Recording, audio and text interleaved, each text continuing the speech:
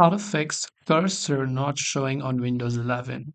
So maybe your mouse is connected, but the cursor is not showing. So the first, there are a couple of basic hardware things you have to check.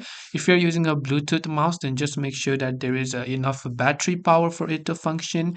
If you're using an external wired mouse, then you can just try to check the connection of the mouse or try to change the USB port.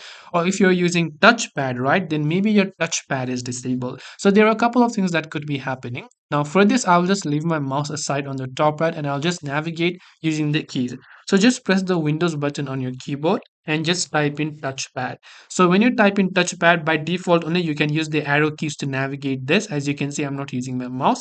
Just hit the enter button once you go to touchpad settings. Here it could have been that your touchpad has been disabled. So you can just tap on it, click on it once to basically enable it, right? Now you can press Alt and F to exit settings. Now, next thing that we are trying to do is we are trying to go ahead and then update our computer. So again, we can simply go to our Windows and we can just go to settings and just hit enter just after typing in settings. And on the left hand side, you can see we can navigate using keys. Go to Windows Update here, and on the right hand side, just check if you have any sort of updates. Now, last but not the least, I also want you to go ahead and then simply hit the search bar again, which is the Windows keyboard. Then type in Device Manager and then hit enter.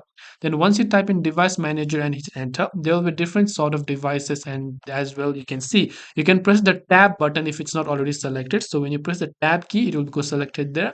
And here you can see if you have any sort of keyboard or display or mouse drivers. You can see mice and other pointing devices. Click on it right here and you can see right in this case you should be able to go ahead and then update your drivers and also try to restart your computer. And after that, your mouse cursor should definitely be working.